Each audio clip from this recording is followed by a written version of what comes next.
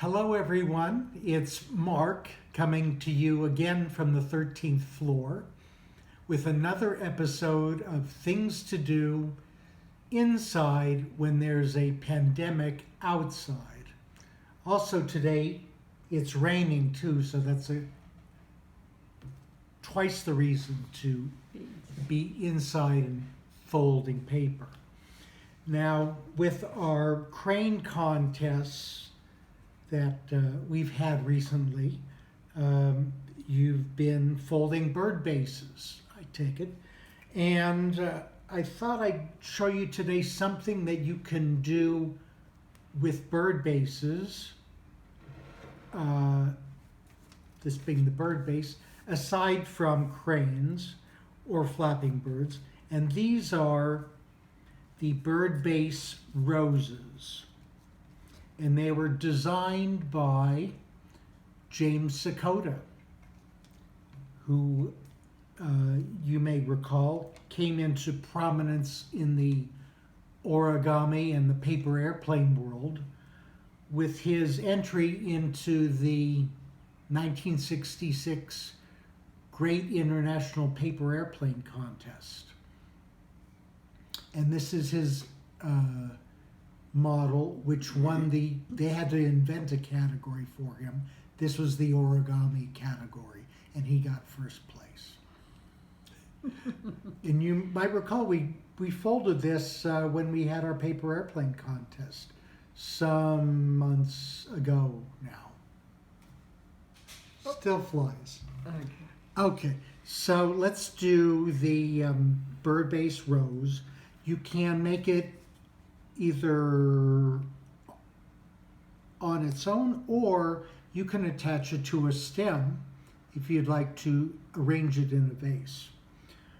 What you'll need, or what's helpful, is a pair of tweezers. And if you want to put it on a stem, well, of course, a paper floral stem. So let's begin. Now you'll notice some of these roses are flat in the middle, whereas others are pointy in the middle. Okay. Now the one I'm going to show you today is the one with the flat middle, but you can make this just as easily. To make the flat middle, we're going to sink the center of the bird base. And in order to do that, well, first of all, you have your bird base, and I think you have a good idea how to fold a bird base. If you need help, there's a remedial video I made on bird bases. So we're going to take this and we're going to fold. Here's the line of the wing, and then we're going to fold it so that we're going to fold the top third down. And you'll find that you can do that easily if you just divide this space from here to here into two, give it a good crease, and there's your 1/3. So now we're going to open it up, and we're going to reverse or make sure that these square outlines are all mountain folds.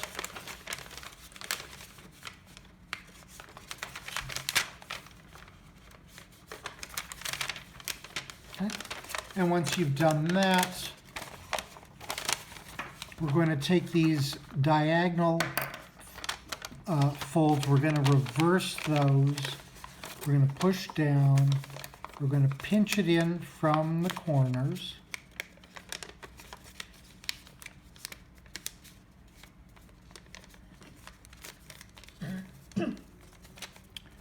and there's your sink. You've done this before when we did the SARS stars, you may recall that. Okay, so you can do that if you want. You can leave it off if you care to. So we're going to fold the wings up one at a time. And then we're going to fold it back, the tip back down to this center point. Okay. So we do that, and then we're going to unfold that. We're going to open up this flap on the right side, and we're going to fold the point back down, and we're going to reverse the fold so it looks like this now, okay? Before and after. We just do it on that one side. And then we flip it over, we flip the other wing up, we bring the point down again, and we go through the same procedure like so. And then we do the little dance, bringing the inside paper to the outside.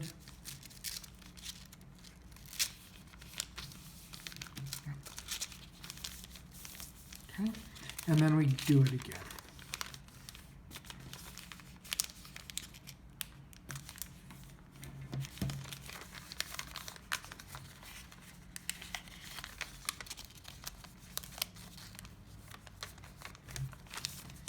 And the final one.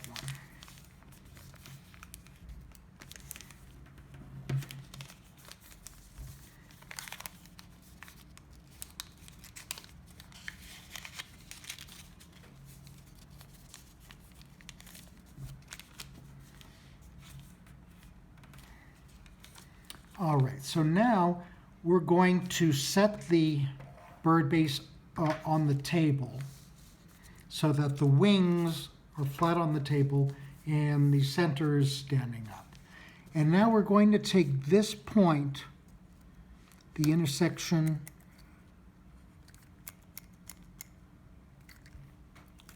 of this and this edge, we're going to pivot it about this center point, okay, so that this edge lines up with that edge. Okay. And then we're going to rotate the model. Then we're going to go to this next wing. We're going to take this corner, bring it over to the center line of that wing, and then we're going to take this one and bring it over like so.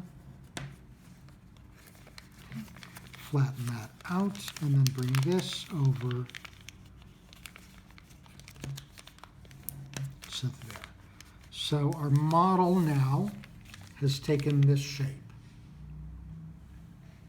Now, this works out fine if you want the model to be flat on the back, but you'll notice with these, they're all kind of conical shaped with the coming to a point at the bottom. So I think that looks a little nicer. So in order to make that cone, that concave shape, we're going to take that same point, and it was at that center crease, but we're going to move it over just a little.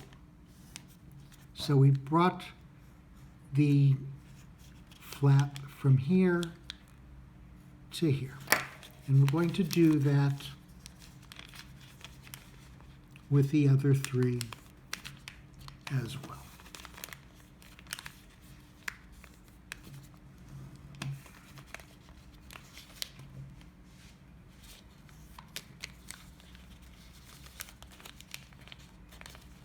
Okay, so now you see that the model really doesn't want to lie flat on the table anymore. And now we're going to take care of these points here, which you notice on the finished model, I've taken and fold this flap behind. And we do that to round off the petal, like so.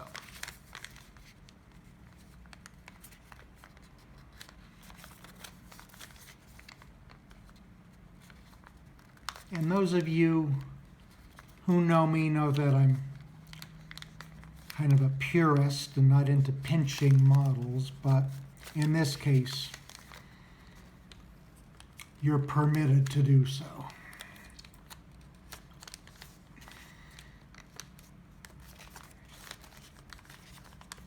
Okay, so now we have the petals, and they're all going like this.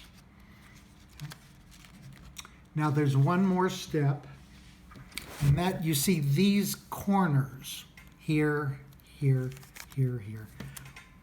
We're going to round them off, but I like to use the tweezers, and I take it and curl it underneath, much like the way we curl the petals of the irises that we make. And that makes the model a little softer in appearance.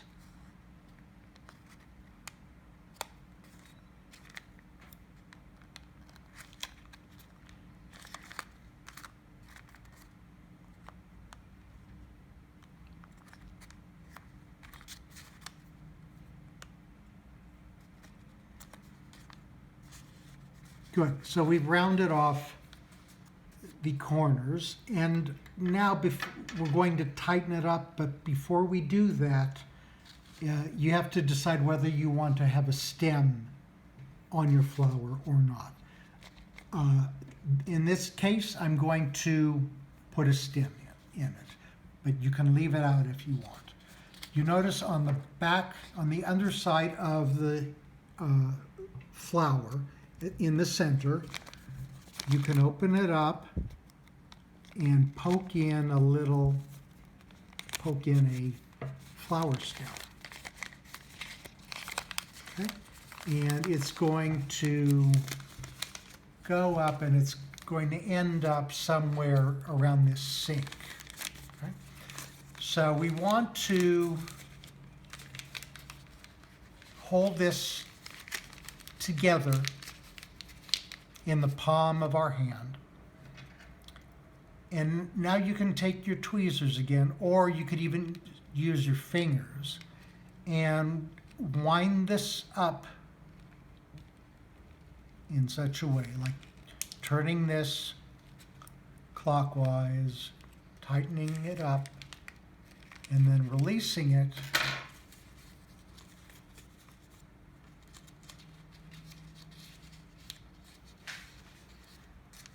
And that gives us our completed bird base rose. Maybe next time I'll show you how to take a bird base and make a box out of it with an X-shaped partitions. But that's it for today. Hope you have fun with it. Goodbye.